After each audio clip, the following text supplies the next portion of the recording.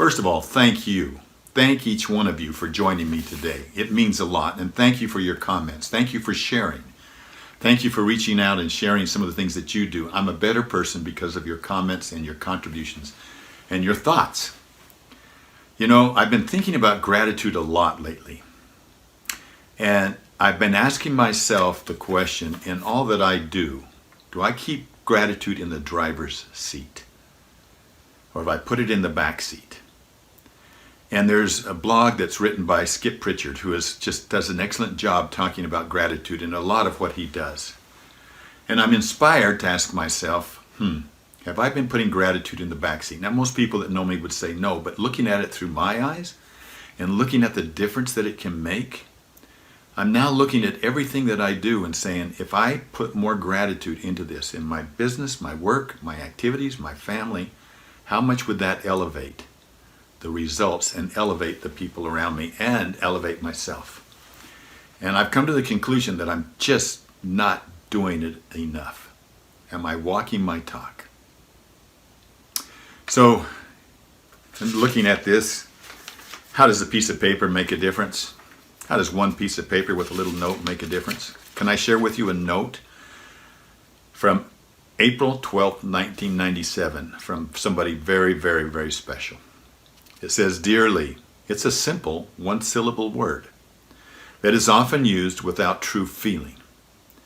But when used with sincerity, no collection of words can be more expressive or meaningful than thanks." This, of course, comes from my son and grandson, as well as myself. Best wishes to you and yours, sincerely, John Wooden. For those of you that don't know who John Wooden is, he's probably the most notable, most effective coach, basketball coach that's ever lived. And this has become very meaningful to me.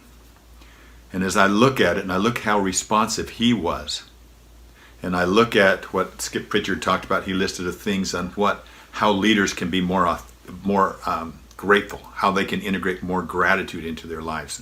So I've kind of done his thoughts and made a list of myself.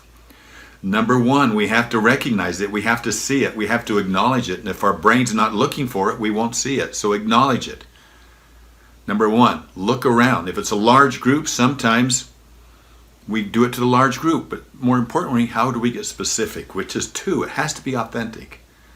Like Coach Wooden said, it's often used without true feeling. But when used with sincerity, there's nothing more powerful. So it has to be authentic. It has to feel. It can't feel like you're just doing it because out of obligation or because it's part of the process.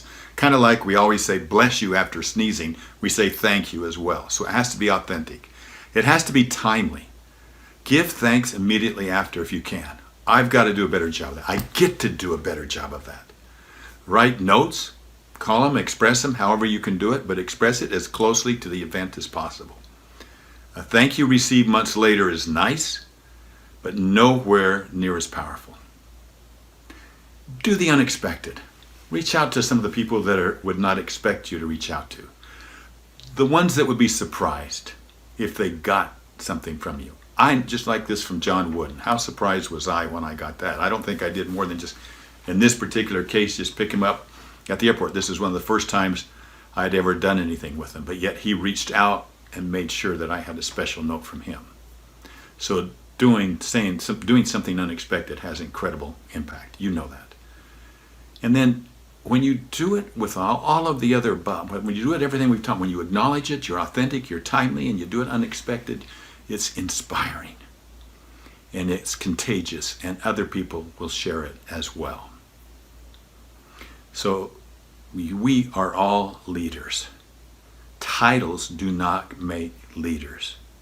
Leaders are people, no matter where you find them, who elevate, motivate, inspire, and drive things forward regardless of where they find themselves, no matter where they're at. But if we don't do it, I think Gertrude Stein said it best. Silent gratitude isn't much use to anyone. So you want to be a better leader? An even better leader? Start with gratitude awareness.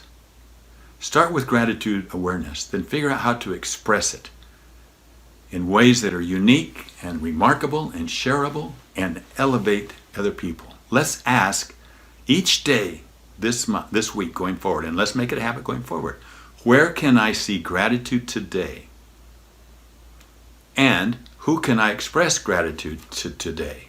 My prediction is you will see more gratitude than you ever thought was around you. And as you express more gratitude, you will become an even greater leader.